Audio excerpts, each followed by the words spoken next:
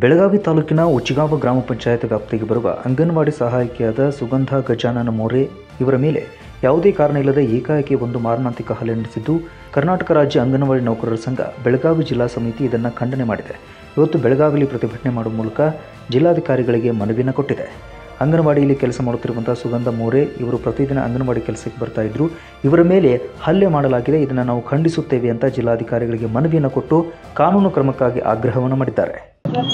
1 तारखेला नवीन वर्षाची सुरुवात आमची अशी झाली की अंगणवाडी सहाय्यकी मुलांना शौचालयाला घेऊन गेलेले त्या टायमाला काय झालं म्हटल्यावरती मुलं ती फुलं तोडत होती. त्या टायमाला त्यांनी काय केलं, कल्याणी मोरे म्हणून कोयत्याने तिच्यावरती मारणांतिक हल्ला केलाय.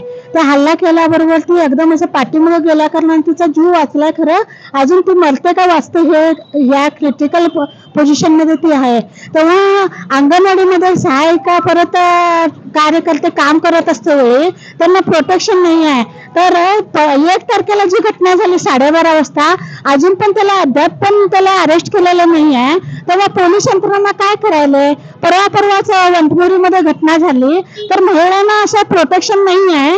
तर महिला आणि विकास म्हणतात, कसला विकास करणार?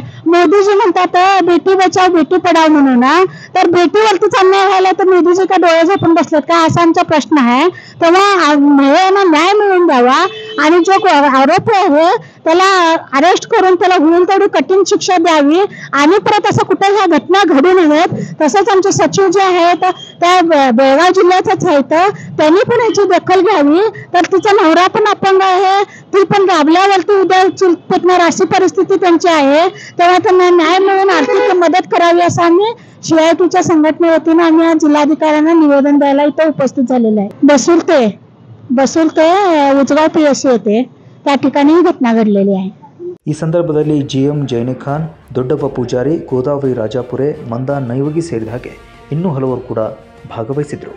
Mahadev Pawar, Kannada news network, Belagavi.